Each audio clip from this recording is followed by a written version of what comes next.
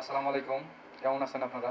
আজকে আপনাদের মাঝে একটি নতুন ল্যাপটপ আনবক্সিং করব এবং সেই ল্যাপটপটিতে কিভাবে উইন্ডোজ অপারেটিং সিস্টেম ইনস্টল করে সেটি দেখিয়ে দেব। তো চলুন কিভাবে করে সেটি দেখিয়ে দিচ্ছি।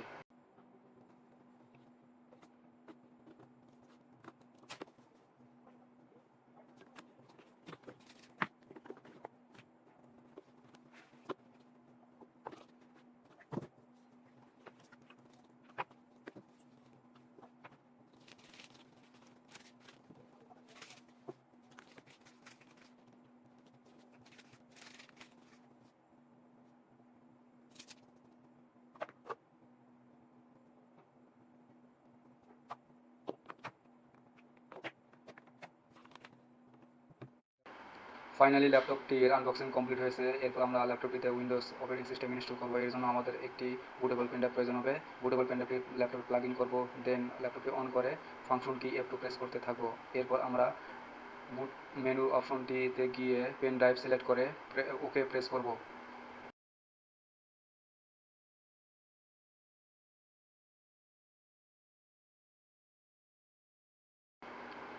এখন আমরা উইন্ডোজ সেটআপের উইন্ডো দেখতে পাচ্ছি। এখানে ডিফল্টভাবে যা রয়েছে সবগুলোই তাই রবে, শুধু নেক্সট বাটনে আমরা ক্লিক করব,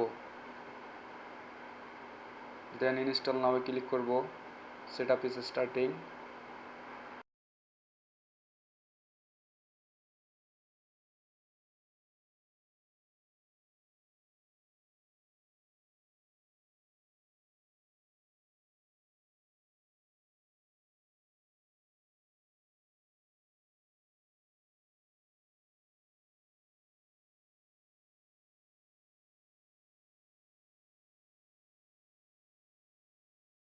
আমরা এখন এসএসডিটি পার্টিশন দেব। এখানে টোটাল 476 জিবি স্টোরেজ রয়েছে।